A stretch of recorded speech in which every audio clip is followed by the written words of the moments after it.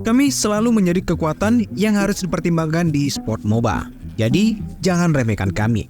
Ya, itulah kata-kata dari manajer tim Keep Best Gaming asal Cina yang mereka sampaikan untuk lawan mereka di M5 nanti. Jadi, dari pesan tersebut tentu membuat kita bertanya-tanya, memang seberapa besar sih kekuatan tim Cina di M5 nanti?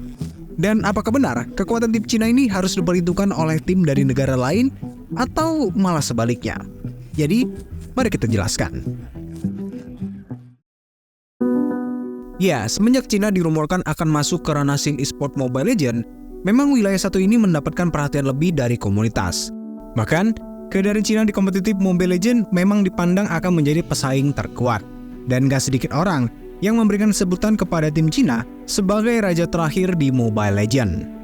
Nah, seperti yang udah diumumkan oleh Muntun, regional Cina akan diwakili oleh tim Keep Best Gaming Esports setelah mereka berhasil menjadi yang terbaik di kualifikasinya. Dan kemarin, dilansir dari Mobile Legends Esports, manajer tim KBG Esports pun sempat memberikan pesan kepada peserta lain yang bakal mengikuti wildcard di Malaysia nanti. Di salah satu pesan, ia mengatakan, "Pertama, kami sangat senang bisa menjadi bagian dari wildcard. Saya rasa semua tim kuat di babak wildcard. Namun, Cina selalu menjadi kekuatan yang harus diperhitungkan dalam e-sport MOBA. Jadi, jangan remehkan kami. Mungkin kami baru di Mobile Legends, tapi kami percaya diri untuk mencapai M5. Setelah dari pesan itu, tentu hal ini sendiri juga banyak menimbulkan pertanyaan. Apakah benar kekuatan Cina ini harus diperhitungkan di M5 nanti, atau malah sebaliknya? Karena kita tahu, ya ini adalah turnamen pertama Cina tampil di scene e-sport Mobile Legends. Nah, untuk menjawab itu sebenarnya ada dua jawaban kalau kita membahasnya. Oke, sisi pertama, tim Cina masih ketinggalan jauh. Ya, jadi kemarin Jace yang kita tahu adalah salah satu pelatih ternama di Mobile Legends juga memberikan penilaian atas kekuatan tim Cina Mobile Legends. Melalui story Instagramnya, Jace pun menjawab salah satu pertanyaan dari followersnya tentang apakah tim Tiongkok ini akan menjadi tim kuda hitam di M5 nanti.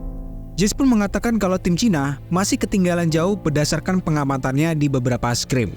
Jace juga menyatakan kalau pemain tim Cina setara dengan pemain tier 3 ataupun tier 4. Lah, emang Jace tahu dari mana bang?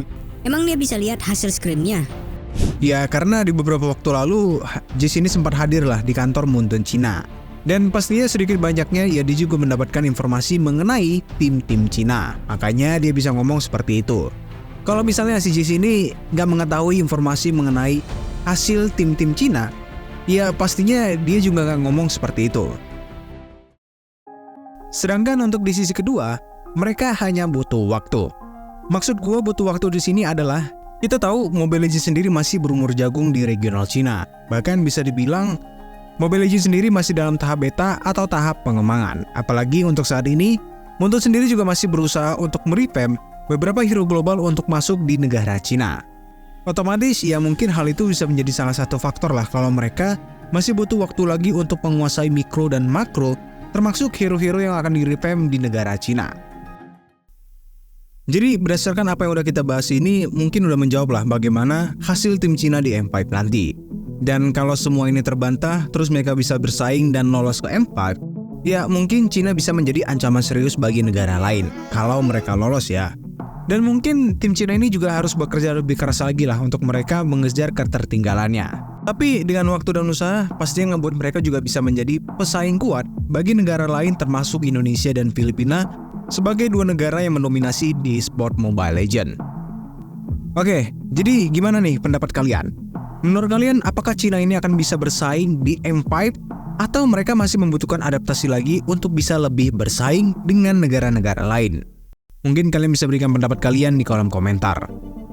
Like, share, dan subscribe jika kalian suka konten gue kali ini. Dan tungguin konten-konten menarik lainnya. Bye!